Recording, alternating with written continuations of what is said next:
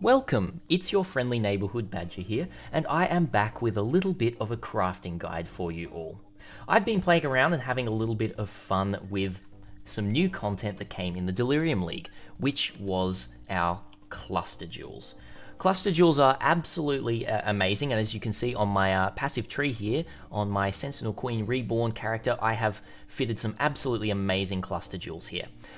So I'm just going to quickly show you how you can start a really good base here. This is a great way to craft any sort of jewel that you want, but there are a couple of guidelines to get this exact kind of setup with two socket jewels in a large cluster jewel to be able to branch off into two different areas. As you can see here, I've also crafted a second one. This is for damage with bows.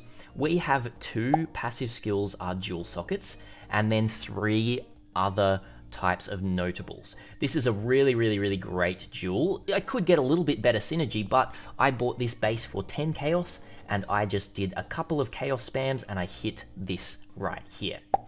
Now, for these large cluster jewels, to get the two added passive skills, which as you can see here, the jewel sockets, the two added jewel sockets, you do need at least an item level of 75. Now this is very important.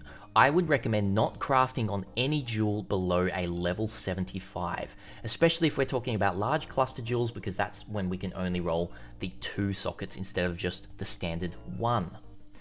Now, this is very important. The other thing that you want to note with a cluster jewel is you want to try and get the minimum amount of passive skill points in most cases. For large cluster jewels, the minimum is 8 passive skills. They can roll anywhere from 8 to 12. For medium cluster jewels, the minimum is 4 passive skills, and they can roll up to 6. Or 7 maybe, I can't quite remember. And then for small cluster jewels, they can roll anywhere from 2 to 3. Now, crafting on bases that have the minimum amount means that you're going to, for the passive skill points that you have, you're going to get the best value out of your travel distance. As you can see here, I have an 8 passive skill here, meaning I'm just using 1, 2, 3, 4, 5, 6, 7 passives to get 2 jewel sockets and 2 notables. We then have a 4 passive skill here, 1, 2 notables and 1 jewel socket, and same here, 4, 1, 2, and 1. And then lastly 2 just to get our last feast of flesh right there. And so the same is here, I have an 8 passive skill. In order to find the correct jewel that you should be rolling on for your build, there are 2 resources that are absolutely important. First of all, pathofexile.database is very important, which is just poe.db. You can put that into your search bar and you will find this website. There will also be a link down below for the large cluster jewel section, which you can also find in the mod section. Click on jewel and click on large cluster jewel. Here we can see that the enchantment modifiers on large cluster jewels are as follows, as we can all see here. For the purposes of this video, I'm going to be looking at attack damage. So increased attack damage here, this large cluster jewel. We can then hit this notable button and we can have a look at all of the different notables that can potentially roll on these jewels.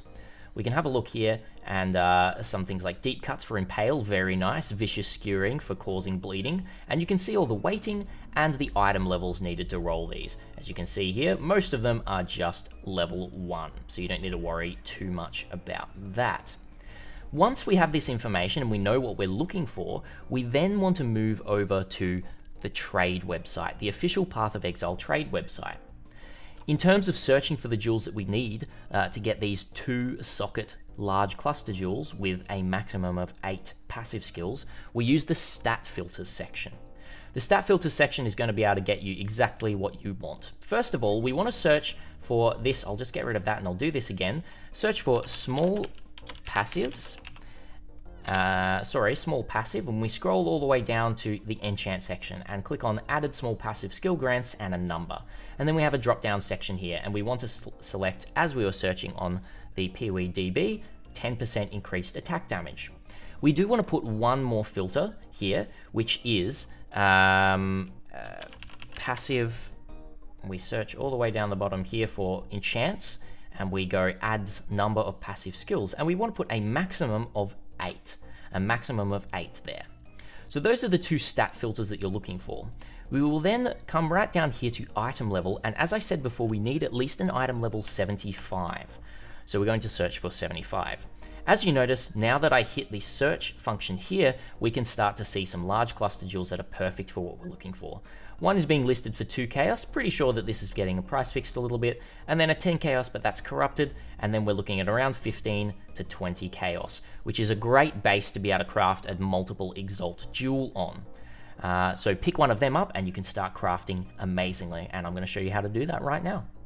To demonstrate, I'm just going to run with a new jewel that I picked up for another 10 chaos of an 8 passive skill large cluster jewel, item level 82, which is above 75.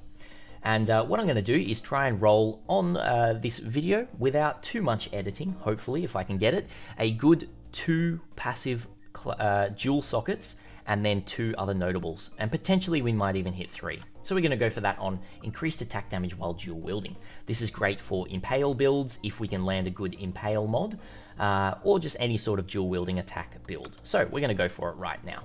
What I would start with is making sure you can just easily do it in your currency tab here. If you don't have a currency tab, doesn't matter, just do it in your inventory over here.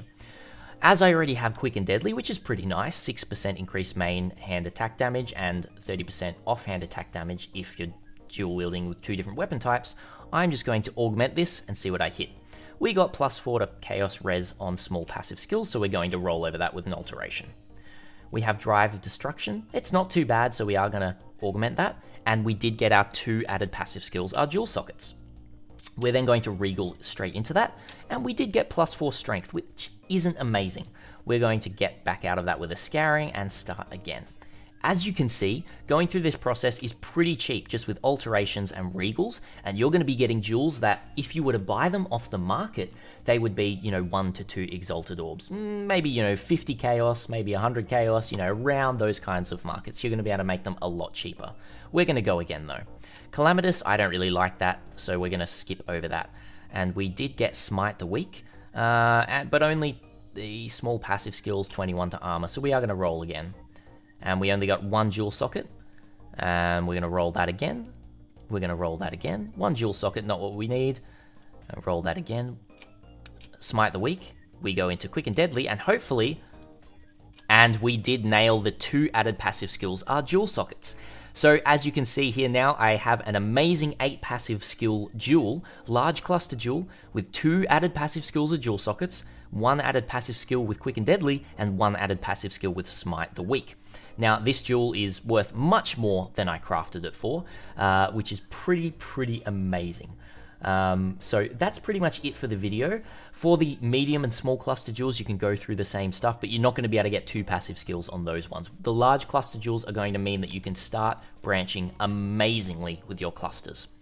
If anyone would like to know, my cluster jewel that I am using here is a minion increased damage.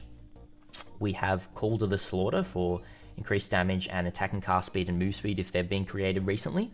We then have Rotten Claws for a chance to impale, which is amazing on my build because we are using minions with impale support. And then 2 dual sockets, which are both going to pure agony jewels for +1 to maximum number of sentinels of purity, which is pretty amazing. And then we have Cult Leader here, 35% increased damage while you're affected by a herald, your minions deal at least. And then down here, Invigorating Portents, and then minions dealing increased damage and having move speed while affected by a herald. And then lastly, we just have Feast of Flesh for increased life and life gain on hit with our attacks for our Cyclone. So well, let's count this up. 1, 2, 3, 4, 5, 6, 7, 8, 9, 10, 11, 12, 13, 14, 15, 16, 17, 18, 19, 20, 21, 22.